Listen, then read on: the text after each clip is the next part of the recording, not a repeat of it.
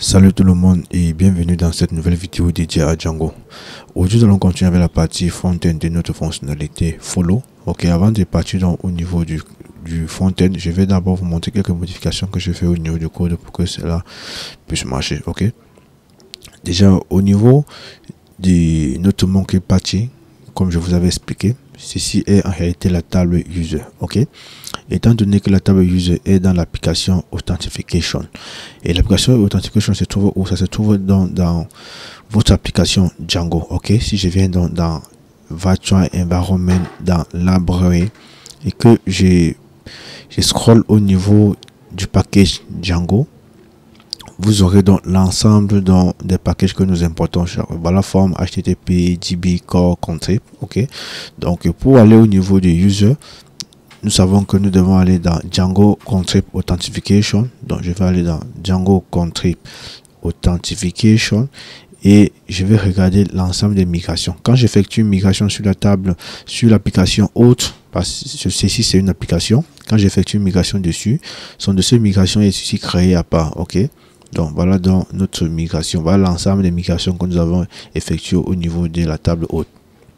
Ok, déjà je vais vous demander de supprimer l'ensemble des migrations que vous voyez déjà ici. Pourquoi? Parce que lorsque nous venons au niveau de notre modèle, oui, au niveau du monkey patchy, j'ai ajouté d'une manière dynamique dans ce champ-ci là. Voilà le nom du champ, un peu comme si c'était created at. Voilà le nom et voilà dans la valeur de ça. Ok, dans la valeur, et dans la valeur j'ai dit bon, je veux pointer sur la même table qui est la table user qui existe dans l'application authentification, et related name j'ai modifié ça dans la vidéo passée avec vous, si je me trompe pas, followers et following pour le nom du champ, et symmetrical j'ai déjà dit à quoi il sert, et j'ai ajouté trop. Ok, parce que pourquoi? J'ai envie d'utiliser la classe follow comme table intermédiaire, et je vous ai dit que lorsque vous créez une table many to many, ok, pas une table, lorsque vous faites une relation many to many field, ok, donc relation n à n, une table intermédiaire c'est créé. Maintenant vous pouvez laisser le soin à Django de créer une table intermédiaire pour vous, et Django va nommer ça à sa manière, ou vous pouvez donc décider de créer cette table intermédiaire vous-même. Maintenant, si vous avez les champs que vous voulez ajouter sur cette table intermédiaire, donc dans cette table intermédiaire, si vous avez des champs supplémentaires, un peu comme created at qui est un champ supplémentaire, ok, donc il est donc primordial pour vous, donc il est plus adapté pour vous de créer dans cette table vous-même. Mais par contre, si vous voulez faire une relation many to many sur une même table et que vous n'avez pas peut-être du champ à ajouter dans cette table, je vous recommande de laisser ça peut-être comme ça, ou vous pouvez personnaliser comme ce que nous avons fait là. Il doit créer ce champ et créer ce champ pour vous automatiquement, donc vous n'avez pas à vous en faire. Donc j'ai mis trop, et quand j'ai mis trop, j'ai appliqué mes migrations, j'avais les erreurs. Ok, donc j'avais les erreurs étant donné que la table a déjà été créée.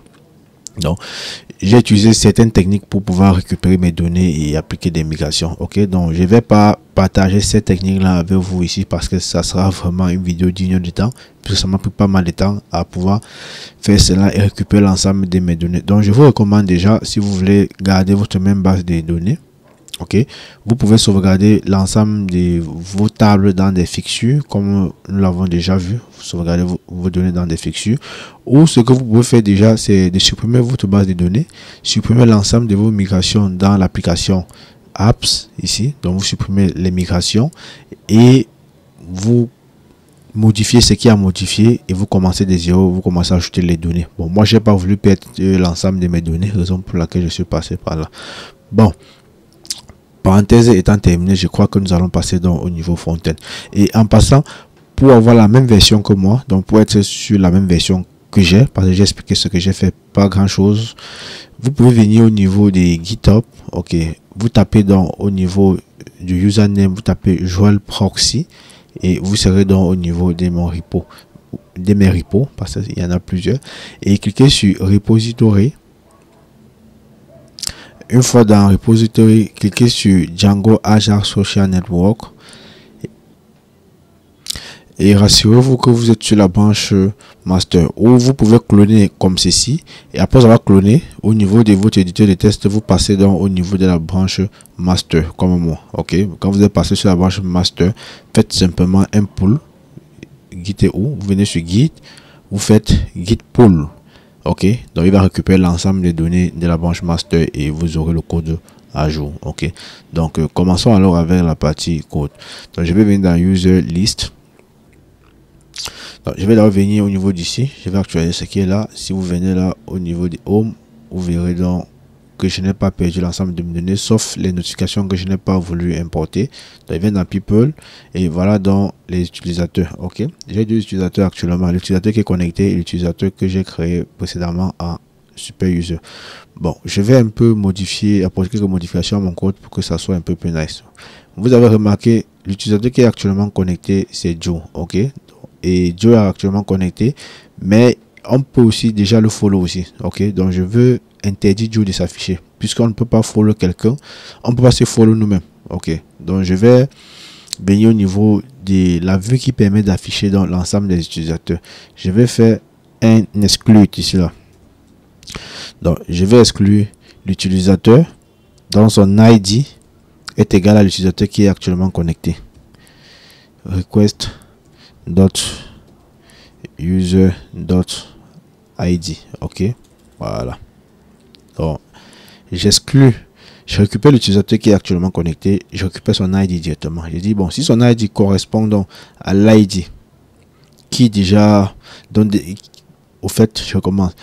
J'ai dit donc si l'utilisateur qui est actuellement connecté est parmi les utilisateurs que je vais afficher, ne l'envoie pas dans user list. Ok, donc renvoie dans user list uniquement les utilisateurs que dont son ID n'est pas égal à l'ID de l'utilisateur qui est actuellement connecté. Et si je fais cela, j'actualise ici, vous verrez Joe a disparu, donc c'est une bonne chose. Je vais venir au niveau du front-end et puis je vais supprimer quelques icônes qui ne vont pas tellement me servir. Et dans ça, je vais supprimer également ces icônes-ci. Je vais mettre mon bouton. Ok. Je vais mettre la classe. Je préfère mettre ça imbriqué directement là. Je vais dire la classe sera une classe de type btn. btn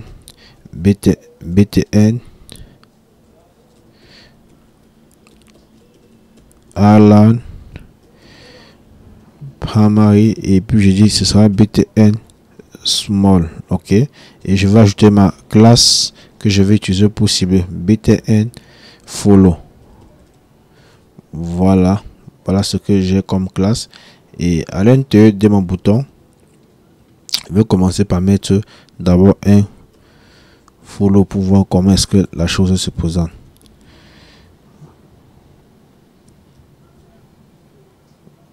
Voilà follow qui est apparu. Maintenant, dans la mesure où l'utilisateur n'a pas encore follow, je vais afficher follow. Mais dans la mesure où il y a follow, je vais afficher un follow. Donc je vais écrire ma structure conditionnelle. Je vais dire if, ça sera un if request .user. Donc si l'utilisateur qui est actuellement connecté not in user. Ok, user, rappelez-vous, j'ai bouclé ici là, j'ai dit user dans la liste des utilisateurs. User dot, j'ai même mon relative name qui est followers. Le relative name vient d'ici, les gars. Voilà followers. Quand je suis en relation avec une autre table, je peux passer via le relative name pour récupérer l'ensemble des éléments de l'autre table. Ok, followers dot all. Ok, si user not in, ici je mets follow, mais dans la mesure où l'user est ici là, ce sera un ou follow automatiquement. Là je vais mettre on follow. Voilà les gars, je crois que c'est bon. Je vais venir actualiser ici. Voilà follow qui est toujours là. Donc si je viens au niveau d'ici d'administration de Django, je viens dans follow et dit add et dit user Joe qui est actuellement connecté va follow Joe 1. Ok, je vais save et je vais ici, j'actualise. Vous voyez, voilà un follow qui est apparu. Ok, mais nous allons faire maintenant cette action là avec Ajax. Ok, maintenant dans un premier temps, qu'est-ce que je dois envoyer au niveau du serveur? Il faut qu'on réfléchisse un peu avant de travailler. Je vais envoyer au niveau du serveur l'ID d'utilisateur que je veux follow, l'ID d'utilisateur que je veux follow et l'action que je vais effectuer, ok, soit un follow ou un follow. Maintenant, au niveau du il y a même erreur. User object get. Dans la table user, il n'y a pas l'attribut user, il y a plutôt l'attribut ID, ok. Donc c'était aussi bon que je revienne là. Bon, ici je vais donc écrire mon script et puis après je vais le mettre dans le DOM. Il veut dire script. Maintenant, dans ce script, je vais commencer par ce que nous connaissons déjà. Il faut que je vérifie l'identité de celui de la requête qui part. Donc je passe d'abord par les cookies. Cookie sera égal à la fonction getCookie. Ok, si vous n'avez pas suivi les vidéos précédentes, je vous recommande vraiment d'aller suivre cette vidéo là. getCookie, getCookie, et quel est le cookie que je vais mettre, que je vais passer, c'est cross-site request forgery token. Donc cross-site request forgery token. Voilà, ça c'est le nom de ma cookie. Et ensuite, j'ai besoin de l'URL. L'URL sera égal à, je mets ma logique Django. Voilà. À l'intérieur, je mets user follow. L'URL sort d'ici. Ce n'est pas une invention. Il est là. Follow user autant pour moi. Voilà, je mets follow user. Et puis j'entoure ça de double quote.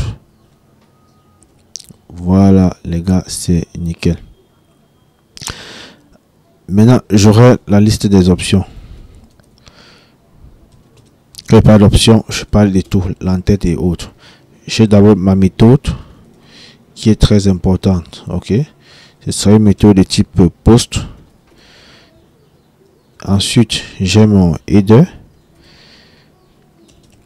qui est un objet, et dans cet objet j'ai quoi?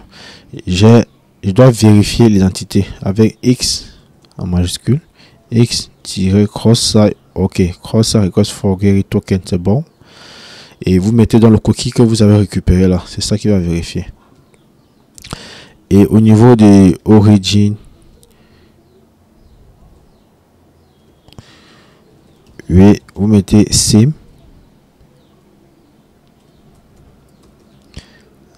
origin, ok. Et après, maintenant nous avons besoin du body, mais pour l'instant dans le body je ne vais rien mettre, je vais mettre le body plus tard. Et après cela, je vais dire document dot query selector all. Je vais occuper l'ensemble des boutons là pour ajouter l'événement dessus, le bouton d'envoi que je viens de créer, et où ce bouton, voilà le bouton. Si je veux occuper l'ensemble des boutons, c'est en utilisant le bouton follow. Parce que si je suis au niveau de ma plateforme et que j'ai 15 utilisateurs, si je vois 15 boutons, raison pour laquelle j'ai préféré utiliser la classe au lieu d'utiliser l'ID. Ok, l'ID c'est pour des choses un peu uniques. Query selector all, je mets point avant de mettre le bouton, sinon ça ne devrait pas marcher. Je fais maintenant un for each dessus. Quand je fais un for each, je peux utiliser ma fonction classique. Je veux dire item, ok. Item me retourne quoi? Je dis item at event listener. Waouh, c'est génial avec tab 9. Je mets event, c'est vraiment génial. Et j'ouvre quelque chose comme ceci. Je ferme là. Voilà, c'est bon. Je vais dire quoi? Je vais déclarer une variable intermédiaire qui va s'appeler follow button. Follow btn qui sera égal à 10. Ok, pourquoi 10? 10 va faire référence à celui-ci là. Ok, donc étant donné que je n'ai pas stocké ceci dans une variable, donc j'écris une variable à l'intérieur et je dis 10. Ok, étant donné que lorsque vous utilisez des fonctions classiques comme ceci, 10 fait référence au nœud que vous êtes dessus là. Ok, bon, je vais dire follow button. Follow btn, je dois récupérer l'ensemble des éléments qui est dessus, un peu comme l'ID et autres. Bon, je me rends compte qu'au niveau d'ici, je n'ai pas encore eu à stocker l'ID et l'ensemble des éléments. Donc j'ai besoin de l'ID de celui que je veux follow et autres. Donc je viens ici, je vais dire data ID sera égal à quoi? Ça égale à user dot ID. C'est l'utilisateur que je veux follow ici. Ok. Voilà, c'est nickel. Et ensuite, je peux aussi garder l'action, étant donné que l'action va varier. Ok. Pour l'action, je vais utiliser cette même structure là. Je ne vais rien changer dessus. Je vais dire si l'utilisateur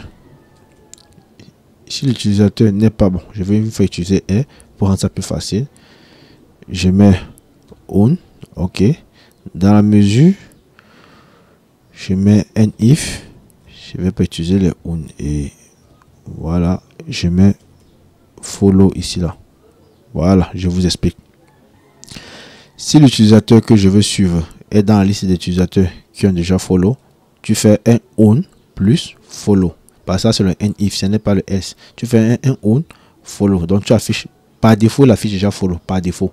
Maintenant, si l'utilisateur dans la liste de ceux qui ont déjà follow, il met un on, il y aura la concaténation étant donné que c'est une chaîne de cartes, ça va faire un on follow. C'est ce que je viens de faire. C'est plus facile que de faire avec un else. Ça devait être très long. Ok. Là, je vais sauvegarder. Je vais donc venir au niveau d'ici là. Je vais dire point dataset. Ok. Dot ID. Ok, je dois stocker ça où? Je vais déclarer une autre variable qui va s'appeler form data. Je vais instancier la classe form data. Je ne mets rien en construction. Ok. Maintenant, quand je suis là, je dois mettre les données dans form data. Je vais dire form data dot append. J'utilise append et dans append, je vais mettre la clé qui est l'ID. Étant donné que c'est cela que je vais envoyer au niveau du serveur. Et dans l'ID, je vais maintenant mettre celui-ci, follow button. Voilà. Nickel. J'ai fait la même chose pour l'action. Au niveau de l'action, je dois aussi ajouter ici action. Ok. Maintenant, je mets ça dans option. Dans mon tableau option. Et je fais comme ceci. Je dis la clé sera body et la valeur sera form data. C'est bon. Je peux donc envoyer ça au niveau de mon serveur tranquillement. Je vais utiliser l'API fetch. Je passe l'URL d'abord dans fetch et puis après je passe l'option. L'option doit contenir les entêtes et ce que je vais envoyer. Et puis je vais utiliser le gestionnaire then pour traiter le retour de la réponse. Je vais dire response sera égal à response.json. J'utilise donc le gestionnaire Zen pour retravailler la chose. Ok. Bon, ici je vais donc utiliser data. Data sera égal à quoi? Doit retourner quoi? J'utilise la chose comme ceci. Je mets déjà la parenthèse. Voilà. Je vais dire faire un console.log des data. Désolé, ça c'est log des data. Ok. Je vais dire if data. Je mets la chose comme ceci. If data.status est égal à success. Ok. Est égal à succès. Tu fais un console.log des status. Voilà, tu affiches le statut. Ok. Maintenant pour tester si ça marche, je vais dire DOM content. Je bloque. Voilà, DOM. Je vais copier tout ceci. Je mets donc au niveau de mon code qui sera directement transféré dans voilà. Ok, c'est bon. Je vais actualiser. Qu'est-ce qui n'a pas? Follow user. On dit ça ne marche pas.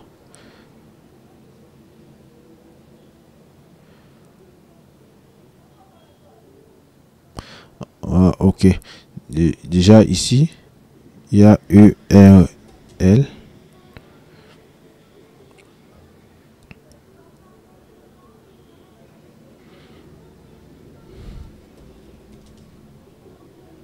Ok.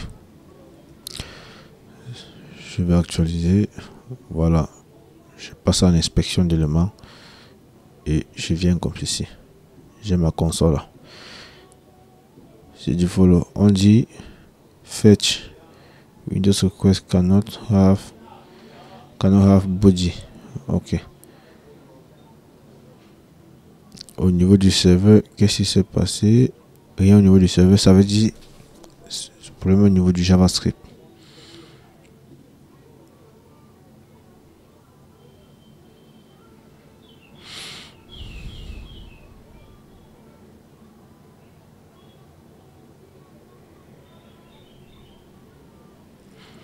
Bon, je vais regarder les choses pas à pas. Cookie, c'est bon. URL, c'est bon. À mon avis, option, méthode. Ok, méthode déjà ne prend pas S. Headers, oui. Origin, oui. Maintenant, si je fais un fetch, je mets l'URL, je crois que c'est bon. Et puis, je mets option, je crois aussi c'est bon. Avant ça, j'ai body, form data, c'est bon. Oui. Ok, je sauvegarde. Je vais aussi remplacer ce que j'ai remplacé ici.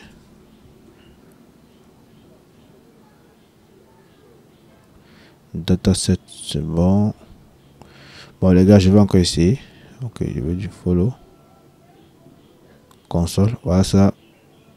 Statut, success. Ça veut dire que ça marche, les gars. Si j'actualise encore ici, vous voyez, il faut le faire comme ça. Ça marche. Donc le but sera maintenant de remplacer le contenu ici là. Ok, avec un follow et ou un unfollow. Donc je vais venir tranquillement ici là. C'est ce que je fais. La première chose que je dois faire, c'est de récupérer l'action précédente. Parce qu'il est vraiment important de sauvegarder l'action précédente. Je vais dire previous action sera égal à follow button dataset dot action. Là j'ai sauvegardé l'action précédente. Maintenant je dois aller récupérer maintenant l'action. Donc je dois choisir quelle sera l'action. Je récupère dans l'action précédente. Previous action. Ok. Donc je récupère l'action à partir de l'action précédente qui s'est passée. Je peux maintenant savoir quelle est l'action qui sera faite présentement là. Ok. Ça sera égal à previous action. Maintenant si previous action là est égal à follow, je teste ici, c'est un follow. Si c'est un follow, là ici là nous aurons un follow. Ok, sinon nous aurons un follow. Voilà, c'est ça que nous aurons. Maintenant il va maintenant dire follow button. Ok, dot action, donc dataset d'abord. Donc dataset, je vais aller remplacer ça au niveau du dataset parce qu'il faut que lorsque j'ai fini de follow, je viens directement au niveau d'ici là. Donc quand je clique sur le bouton follow et que un follow est effectué, je dois venir au niveau d'ici là remplacer par l'action qui correspond. Si c'est un follow que j'ai fait, je mets ici un follow. Si c'est un follow que j'ai fait, je mets ici follow. C'est ça que je suis en train de faire ainsi. Donc dataset dot action sera égal à action. Voilà. Et après j'ai conclu avec follow button